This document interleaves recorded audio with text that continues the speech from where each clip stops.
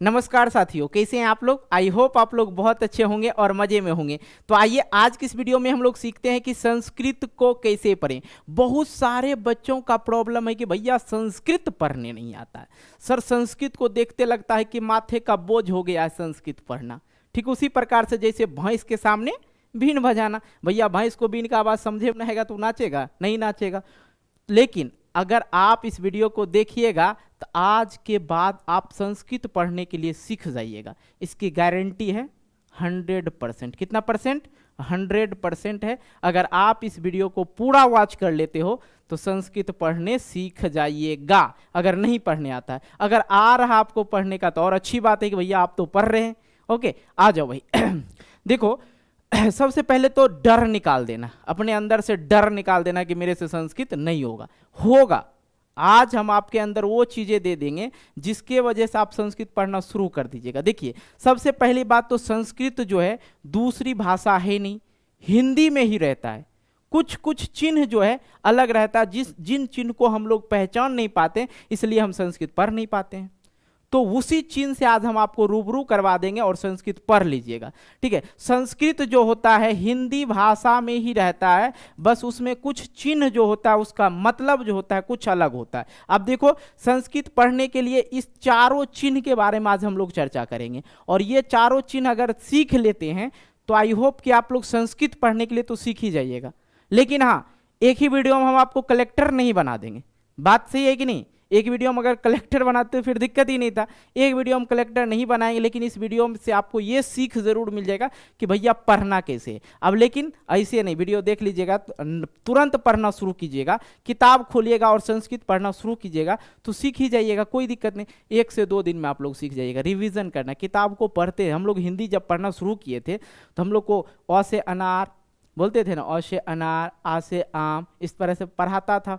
ठीक है, mummy papa. उसी प्रकार से आज हम आपको इन सभी चिन्हों के बारे में हम बता देंगे। जैसे हो गया अनुस्वार, ठीक है, विसर्ग, हलंत, अवगरह। इसका क्या मतलब होता है संस्कृत में वो समझा देंगे। तो 110% है कि आप संस्कृत पढ़ने के लिए सीख जाइएगा। और हाँ भैया, अगर सीख जाइएगा तो इस वीडियो को लाइक कर दीजिएगा। टारगेट हम नहीं देंगे कि इतना लाइक करो, जितने बच्चे इस वीडियो को देख रहे हैं उतना लाइक चाहिए बस। ठीक है, ये काम पूरा कर देना और इस वीडियो को शेयर कर देना जिनको संस्कृत पढ़ने नहीं आता। ओके, आ जाओ। तो हम लोग चर्चा क्या करेंगे? अनुस्वार, विसर्ग, हलंत और अवगरह। ठीक है, आ जाओ। सबसे पहले अनुस्वार का मतलब समझाते हैं। देखो भैया, अनुस्वार का जो मतलब होता है कहीं कहीं न होता है, लेकिन ज्यादातर संस्कृत जब पढ़ेंगे तो अनुस्वार का मतलब म होता है। एक ऐसा शब्द है यहाँ पे संबंध। संबंध में 2 जगह अनुस्वार है और दोनों जगह इसका मीनिंग देखो ध्यान से। पहले आप लोग गौर करो इस बात पे कि सर जी सही है बोल रहे हैं। यहाँ पे जो अनुस्वार है उसका मतलब यहाँ पे म आया है। Point noted. ठीक है, अब देखो यहाँ पे जो अनुस्वार है इसका मतलब न आया, लेकिन हिंदी में आप इसमें ज्यादातर याद रखें न और संस्कृत में ज्यादातर याद रखें म। ठीक है, अब देखो जैसे एक चीज और समझ लो, ये जो तो संयुक्त है तो और उसके ऊपर अनुस्वार लगा दे तो इसका मतलब है इसके बाद जो अक्षर होगा वो म होगा और छिपा रहता है, त्वम हो गया। जैसे अगर आपको विद्यालय लिखना है, ठीक है, विद्यालय लिख दिए। अगर हमको लिखना है संस्कृत में विद्यालयम तो आप इस पे अनुस्वार दे सकते हैं। ठीक है, विद्यालयम क्या पढ़ेंगे? विद्यालयम। अगर अनुस्वार नहीं देंगे तो क्या लिखेंगे? अगर हमको म लिखना है डायरेक्ट तो गलत होगा, जी नहीं, विद्यालय लयम लिखना, विद्यालयम। तो यहाँ पे जो म जैसे देंगे और हलंत लगा देंगे, इसका मतलब ये होता है कि म जो है सिर्फ आधा म है, इसके साथ कोई स्वर नहीं है। तो ये क्या हो गया? विद्यालयम। क्या हो गया? विद्यालयम। नहीं समझ में आया जी?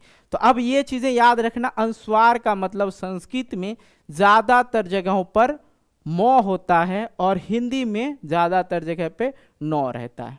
तो उसी प्रकार से यह कहीं न का और कहीं म का ध्वनि देता है, जिसे ये हो गया त्वम और इसी प्रकार से लिखाता है त्वम।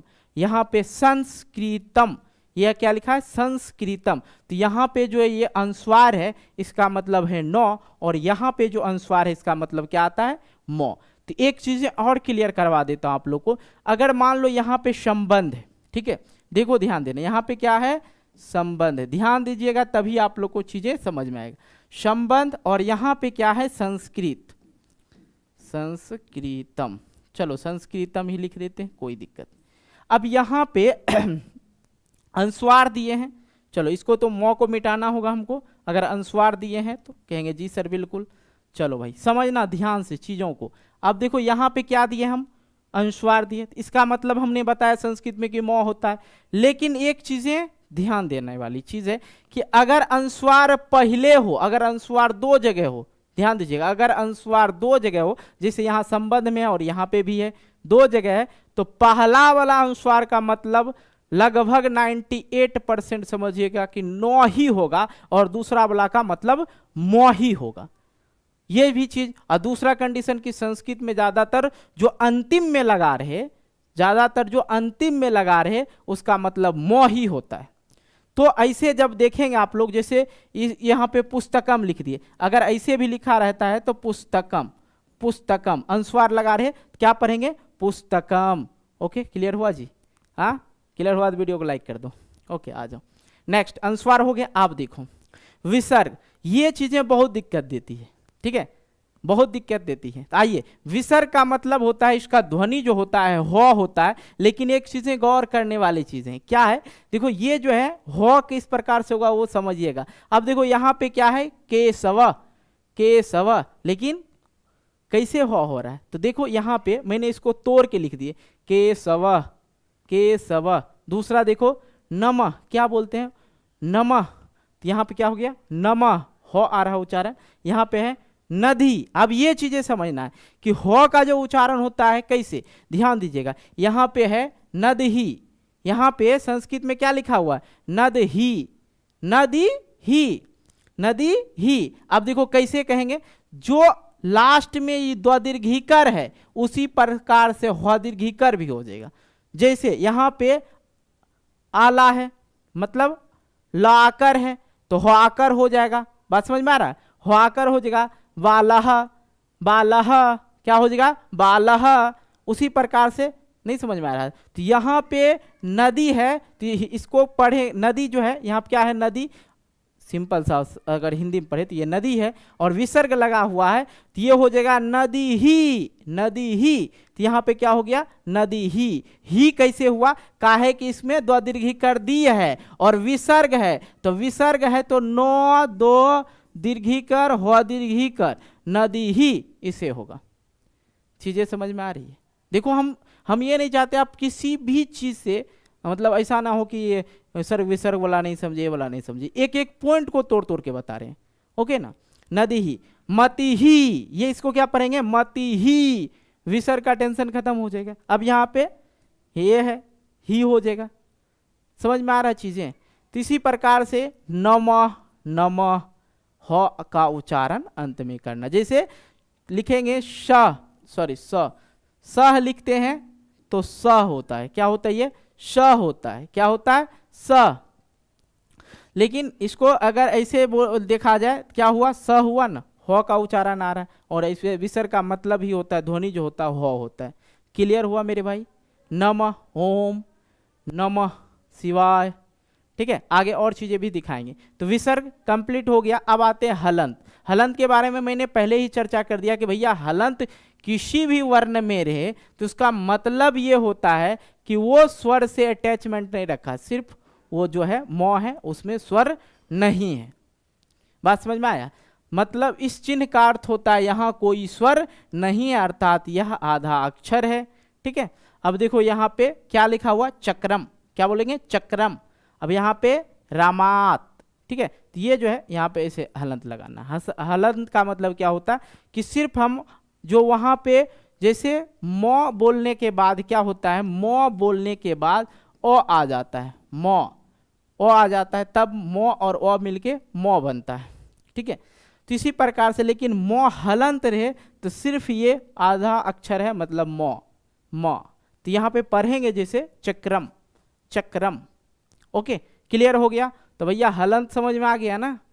तो देखो संस्कृत में ये सब चीजें, और एक इंपॉर्टेंट चीज आता है अवगरह। ये देखने के बाद तो भैया मुंह से बोली ही निकल बंद हो जाता है कि ये कैसे पढ़ेंगे सर, है कि नहीं। मेरे साथ भी होता था भाई, ठीक है। तो इस चीज़ों को अच्छी तरह से समझो। ये जो होता है आपको ज़्यादातर मंत्र वगैरह में लिखा हुआ मिलेगा। 10th में अगर है तो भैया 10th में तो आप लोग को देखने को मिलेगा ही मिलेगा। तब देखो इसका मतलब क्या होता है, सीधी सी बात समझो। एक और उदाहरण हम लिख देते हैं, ठीक है। ऐसे हम ऐसे लिख दिए, कोई दिक्कत जी नहीं ना। अब ये जो है यहाँ पे थोड़ा सा मिटाना होगा, मैंने गलती लिख दिया, देखो। अच्छा भाई ये क्या हो गया, चलो चलो इसको मिटाते हैं, एक ही को रहने देते हैं, ठीक है। अब यहाँ पे देखो ये जो है ये है चीज़। अब हम आपको समझाते हैं। अवगढ़, इसका मतलब होता है अवगढ़ का, ये अवगढ़ बोला जाता है इसको। और ये जो है यह ध्वनि का अ का सबसे छोटा रूप होता है, ठीक है। अगर कहा जाए तो ध्वनि अ की तरह आती है लेकिन ना के बराबर। अब यहाँ पे सीधी सी बात समझे, ये जिसमें लगा रहे, ये जो अवगढ़ है ये जिसमें लगा रहे उसको थोड़ा लॉन्ग टाइम से बोला जाता है, लंबा समय लेके बोला जाता है, समझे कि नहीं। जैसे ओम बोलते हैं, कैसे बोलते हैं, ओम बोलते हैं ना। देखो ओम छोटा नहीं, ओम ये लंबा समय। अगर अवगढ़ लगा हो तो उसको पढ़ने के लिए, और ये कहाँ लगा रहता है, मंत्र में लगा रहता है। हिंदी में अगर ओम लिखते हैं तो ज़्यादातर आप देखेंगे कि ओम ऐसे लिखा रहता है, ठीक है, ओम। लेकिन संस्कृत में जब भी ओम लिखा रहेगा तो वो ज़्यादातर ऐसे ही लिखा रहता है, अवगढ़, ठीक है, ओम। तो ये हो गया, बात समझ में आ रहा है जी, हाँ। ये हो गया, ये थोड़ा लंबा समय लो, ओम, ठीक है। अब देखो यहाँ पे है, देखो ये थोड़ा सा बड़ा है। अब इसको पढ़ो, यहाँ पे एक दम ले लेना, सांस ले लेना, मनोभिरामम, क्या है, मनोभिरामम। तो एक यहाँ सांस लिए हम लोग। तो इस तरह से आप अवगढ़ को भी पहचान लिए। तो जिन जिन चीज़ों की ज़रूरत पड़ती है मेरे अनुसार मैंने उस चीज़ों के बारे में बता दिया। अब रही बात कि भैया संस्कृत आप खुद से पढ़ो, जो चीज़ें था और बाकी चीज़ें हिंदी में। अब देखो यहाँ पे एक मंत्र है, पॉपुलर मंत्र है, इसको अगर देखा जाए ध्यान से देखिएगा और आप लोग भी पढ़ने का कोशिश कीजिए। देखिए सब चीज़ हिंदी में ही लिखा हुआ, सिर्फ यहाँ पे विसर्ग है, ठीक है, और कहीं पे कुछ नहीं है, कहीं सब चीज़ तो हिंदी में लिखा हुआ ना। देखो पढ़ते हैं, ओम सर्वे भवन्तु सुखिनः, सर्वे सन्तु निरामया, सर्वे भद्राणि पश्यन्तु, ठीक है, ये ना। तो इस प्रकार से आप लोग मंत्र वगैरह को भी आप पढ़ सकते हैं, कोई दिक्कत नहीं होगा, मंत्र वगैरह भी आप पढ़ सकते हैं, ठीक है। अब बोलिए भाई साहब संस्कृत पढ़ाने के लिए तो हम आपको सिखा दिए, संस्कृत में कोनो दिक्कत नहीं ना। कोई दिक्कत हो तो कमेंट ज़रूर करना कि भैया कि संस्कृत में और चीज़ें पढ़ा दिया जाए। देखो हम 10th के सिलेबस आप लोग को लिखाए थे, क्या लिखाए थे, 10th के सिलेबस को लिखाए थे, क्या क्या 10th के अंदर आप लोग को संस्कृत में पढ़ना है। तो उस चीज़ को मैं शुरू कर ही दिया था कि बीच में कुछ बच्चों का कमेंट आया कि सर संस्कृत पढ़ने नहीं आता है। तो मुझे लगा अगर संस्कृत पढ़ने नहीं आएगा तो समझेंगे कैसे, फिर तो वही बात हो गया, भैंस के सामने बीन बजाने वाली बात, ठीक है। तो उसी बात को लेके हमने संस्कृत का ये वीडियो बना दिया कि भैया कम से कम आप लोग संस्कृत पढ़ने के लिए सीख जाओ। और ये ज़्यादा लंबी वीडियो नहीं थी, आई होप ये कितने मिनट की हो गई होगी, कितने, हाँ 13 से 14 मिनट में, 15 मिनट में ख़त्म हो जाएगी। तो इतने मिनट की वीडियो आपको बहुत सारा वीडियो मिलता है जो वेब सीरीज़ की तरह होते हैं, मतलब पार्ट 1, पार्ट 2, पार्ट 3। तो भाई माफ़ करना, हम उस तरह के टीचर नहीं है जो आपको एक ही चीज़ को 72 बार तरह समझाएं, ठीक है। देखो एक ही चीज़ में कंप्लीट हो जाए, 15 से 20 मिनट में कंप्लीट हो जाए, तो वो वीडियो देखना आप लोग के लिए ज़्यादा महत्व है। तो इस बात के लिए भाई कुछ बच्चे को लगा होगा, माफ़ करना मेरे भाई, इसलिए इस वीडियो को एक लाइक कर देना है, एक शेयर कर देना है, ठीक है बच्चों, क्या करना है, एक शेयर कर देना है, ठीक है। और चैनल पर नए होना, चैनल को सब्सक्राइब कर लेना। और पेड कोर्स जो चल रहा है अगर आप लोग वो ज्वाइन नहीं किए हैं ज़रूर ज्वाइन कर लीजिएगा। बाकी पेड कोर्स के बारे में डिस्क्रिप्शन बॉक्स में आप लोग को जानकारी मिल जाएगा, ओके। मेरे लिए, आर्यन सर के लिए एक एक लाइक होना चाहिए, तो लाइक ज़रूर टारगेट पूरा करना आप लोग, ठीक है, जितने बच्चे देख रहे हैं, अगर आप लोग को समझ में आया होगा तो धन्यवाद। और किसी भी टॉपिक पे अगर आप लोग को चाहिए वीडियो तो ज़रूर कमेंट करना, ठीक है। खुला है मेरा पिंजरा, नहीं कमेंट बॉक्स खुला है। ओके आ जाओ, चलो भाई मिलते हैं एक नए वीडियो को लेके, तब तक के लिए बाय बाय, जय हिंद जय भारत।